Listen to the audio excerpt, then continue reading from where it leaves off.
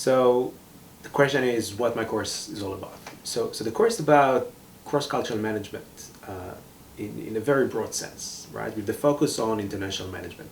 So the core question that we explore in this course is how do you manage diversity at three different levels, right? So there is the organizational level, organizations that are operating across international borders. And then the issue is strategy and policies. Then there is the team level, where we deal with the key question there is how do managers can realize and manage diversity at that level, at the team level, where teams are composed of people who are different from each other. And then there is the individual level, which is to me the most impactful, most relevant, most interesting level. So how do you manage diversity in your own life? How do you handle yourself in different situations? How do you handle yourself in having relationships or interactions? People are different from you in substantial ways. People who are different in terms of personality or motivation or values or lifestyles. So if I had to sum it up, I think I would say that the core message is conveyed by the course is that the ability of students, the ability of individuals to realize the potential of diversity at all these three levels hinges on their ability and willingness to put in check their own values, their assumptions, their behaviors, and continuously reflect on those.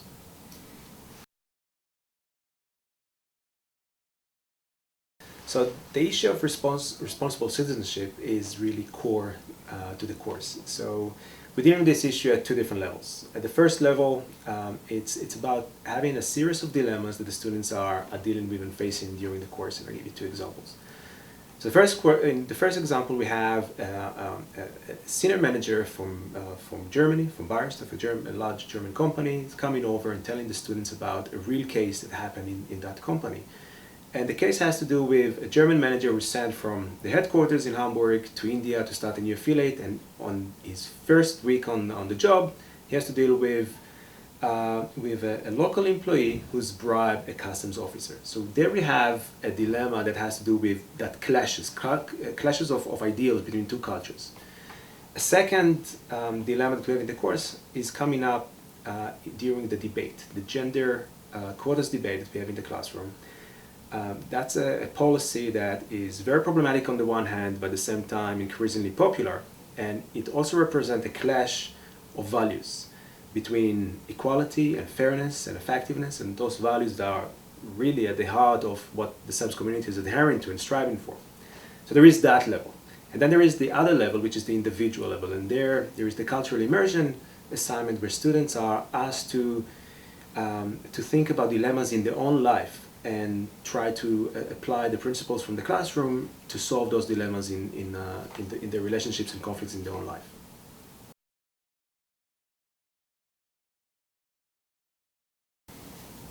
So one practice that worked really well, that resonated quite well with the students over the years, is the cultural immersion assignment or exercise. So it's starting with a series of meetings. I have one-on-one meetings with each of the students, and there we talk about those touching points between what we talk about in the classroom and their own lives.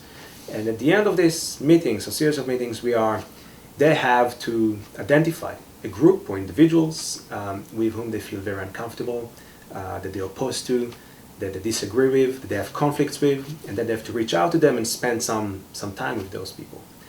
So I'll give you an example, right? So there's this student who's leaning left politically, and she's expressed frustration because over the years she's never been able to have a conversation, like a decent conversation with her mother about politics. It always result in conflict and clashing very quickly. So the question is not how you manage diversity theoretically in the boardroom or in the level of teams, but how do you do it in your own life? Because that's where the ability is really tested. So my conclusion would be get personal, get very personal. Apply those course materials in students' own lives.